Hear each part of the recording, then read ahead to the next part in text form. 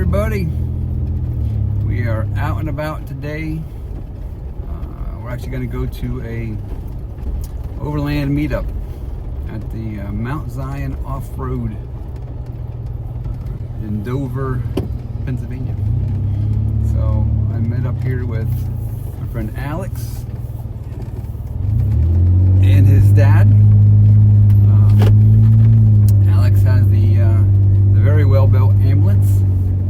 So we're going to hang out tonight for a while, check out some other rigs, have a couple cool beers, and catch up a little bit. It's been a while since I've seen Alex. Him and his wife Kristal.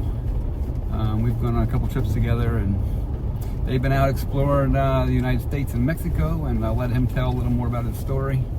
But it's a pretty cool one.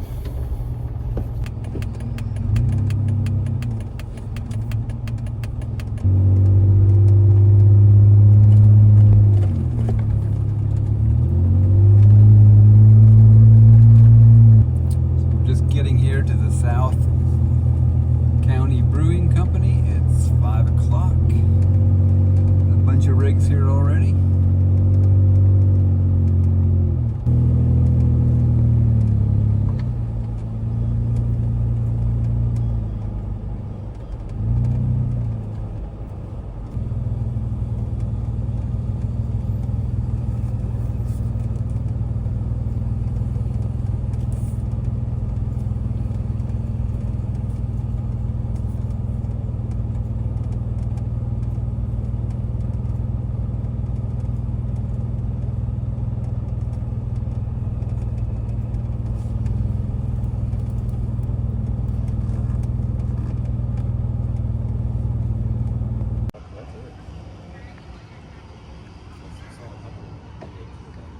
That's pretty cool.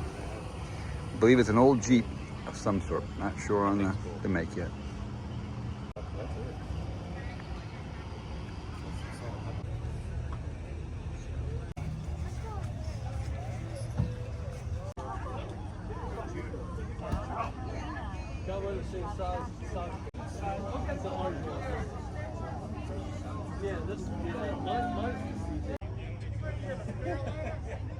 Yeah, yep, big V8s and small Chiefs was a lot of fun back then. Yeah, yep, big V8s and small Chiefs was a lot of fun back then. Oh my gosh, I saw this and I was like, who's CJ's this? Yeah, yep, big.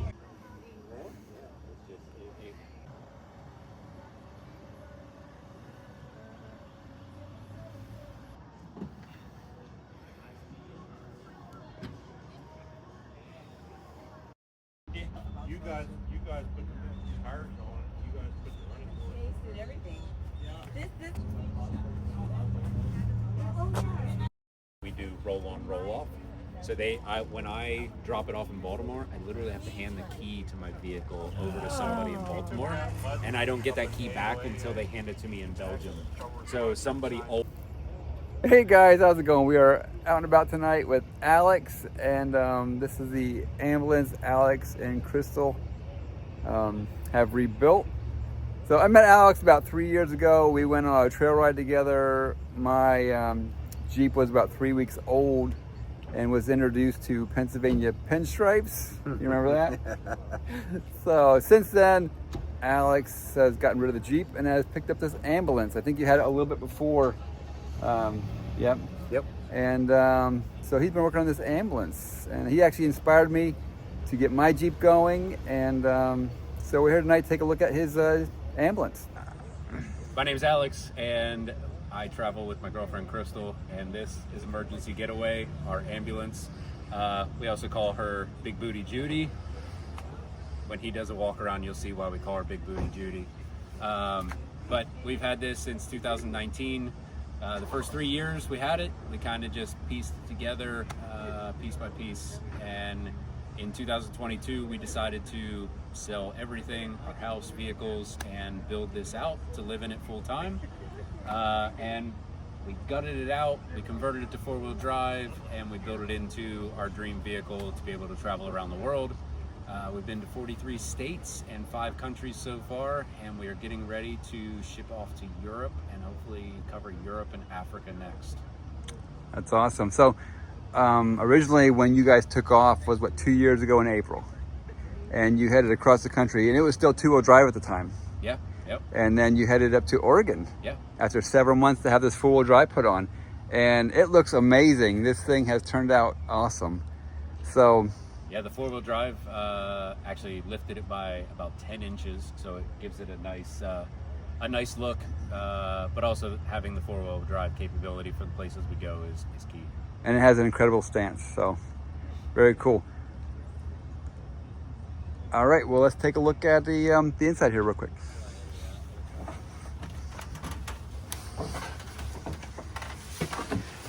So you guys actually took off with this partially done, and then at some point you gutted it and started over. Yeah, well, so we used to use it just for vacations and weekend trips. But when we decided to go in full time, we did gut it completely, and we built it out to the way you see it now. It used to just have the ambulance cabinets and all of that. However, all of that is gone. We now have our full bathroom, kitchen, bedroom, garage, you name it, it's in here. So we do have our full bathroom. It has composting toilet. The composting toilet moves out of there, so you get full use of the bathroom or the shower when you need it. We have 65 gallons of fresh water, so plenty of water to be able to have off-grid and not have to worry about it. We also have a filter system. That filter system will allow us to filter water from just about anywhere. And so if we're parked next to a creek, pond, or anything like that, we can always refill our tanks. Moving into the kitchen, Kristal, she loves to cook and bake, so kitchen was key for her. She has a 3-burner stove. She has her oven.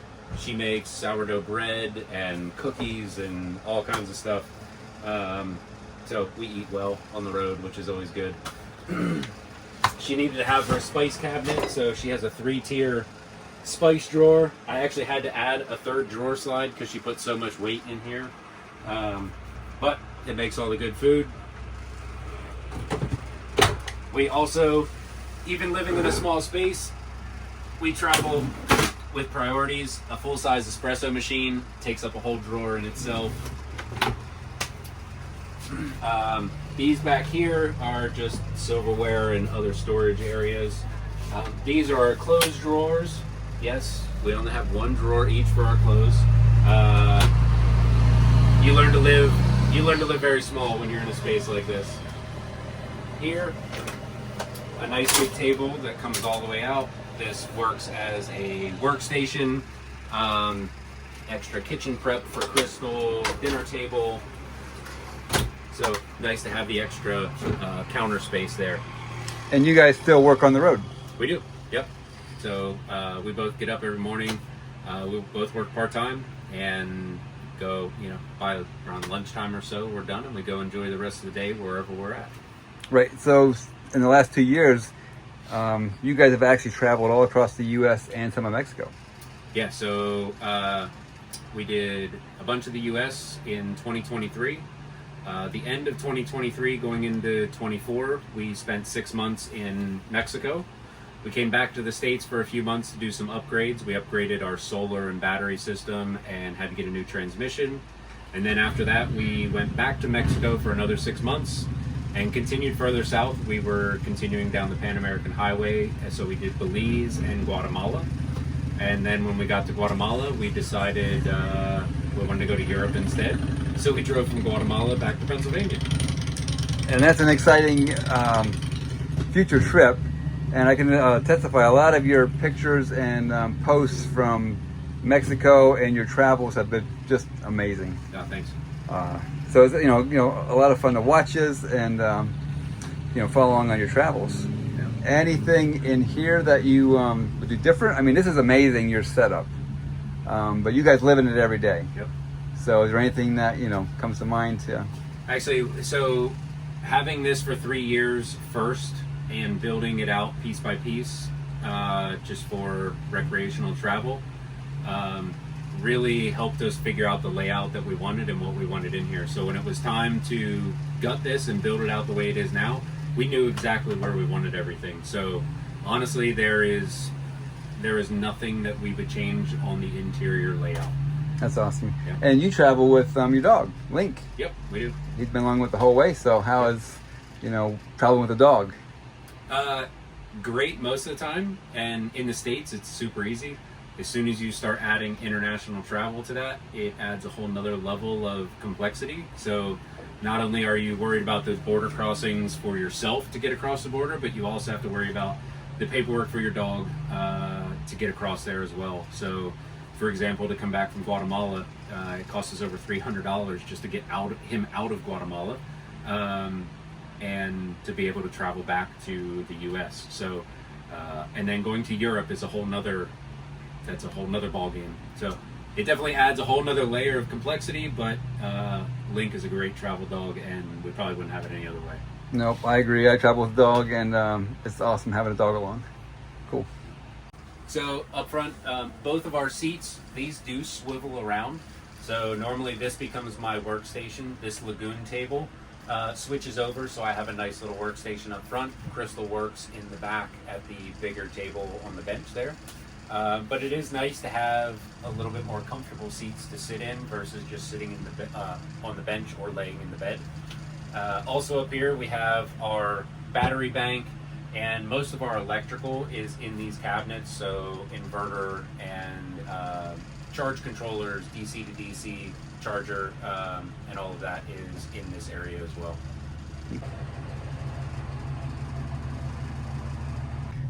All right, we're out at the front of the Ambo, and what upgrades have you made? I mean, the suspension is awesome. We talked about that a little bit, and yeah. So for this, it was 2-wheel drive. We converted it to 4-wheel drive, which adds a whole solid front axle underneath. It added a whole bunch of height, and that part was a huge undertaking. We had that done by a company out in Portland, Oregon, because that is way above my pay grade. Some of the other things we've done, we have a custom front bumper.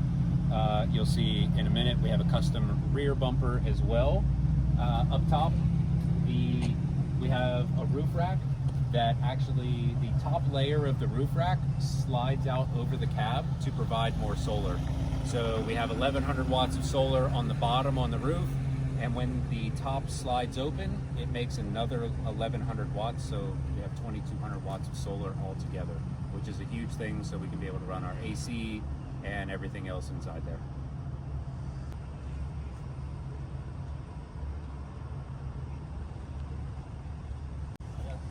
It's still a pain in the ass.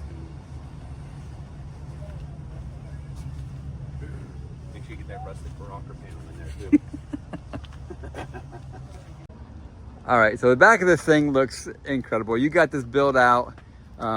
You're able to carry and have everything you need right with you. It's a little chaotic back here because there's so much going on, but both of these are swing arms. So both of these open up so you have access to the back doors, and inside of there at the upper part is where a bed is. Underneath is what we call the garage. So we have extra storage underneath for extra clothes and camping gear and that type of stuff. The bike racks up here, so we can fit both bikes up there, no problem. And then the extra storage boxes, mainly for little quick things that we use all the time, camping chairs, leveling blocks, that type of stuff. Very nice. Now you do most of the diagnosing and repair work yourself. Like you're on the road nonstop. Yeah, when you travel, you pretty much have to figure it out yourself. Right. Especially when you start traveling to other countries where repair shops might not be as good or as knowledgeable about this type of vehicle. So yeah, you just kind of have to figure it out. Has there any major things come across you had to deal with, or has the Ambo been, doing pretty good for you? Oh, you name it. Need a new transmission. Both alternators died. We had a relay wire catch fire that goes to our starter. Batteries died. Well, that was when the alternators went out. We blew out a tire in Mexico. Trying to find new tires in Mexico was interesting. Yeah, fuel pump started leaking fuel everywhere. We had a fuel line in Baja, Mexico that just started blowing fuel everywhere. So yes, there's a lot of things that happen. Right. It's not just like it looks on the TV where it's so, you know, snap, snap, and you're there, right? It is not all sunshine and rainbows Right. every day. But honestly, the little things that go wrong, you kind of take the hits and you roll with it, and you go enjoy the other times. I will say a lot of times when we've had major issues, they have turned into meeting somebody or having some type of situation that we would have never run into otherwise. So especially down in Mexico, when the fuel line busted, we had somebody come out. We broke down in front of their driveway. They let us stay on their property for 3 days. He took the fuel line into town, had his uncle weld the fuel line back together, and didn't charge us anything, and was just super pleasant to allow us to stay there until we got everything fixed. So That's awesome. Yeah. That's a really cool story. which one do you want? All right, so on the outside, I know you got an awning up there, you got some storage boxes, and how's the Starlink? I mean, what are some of the things you've added to the outside of this? So Starlink is a big one for us because we both work remote. So in order to travel, having Starlink is absolutely key. The one thing we did do was we put it on this flagpole. It might look kind of funny back here, but I'll tell you what, sometimes when you are in a certain tree cover, that flagpole will go up 20 feet, and sometimes it's just enough to get you over certain trees or over something that's blocking the Starlink, so that's a huge help. The other thing is that antenna can be popped off of there. You can run that out and you can set it on the ground separately, so it does allow us some variation instead of just having it mounted on the roof like a lot of people do.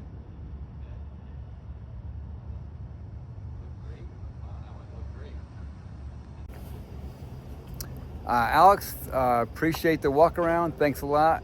You've done a great job on this. This thing is incredible. Kristal couldn't be with us tonight.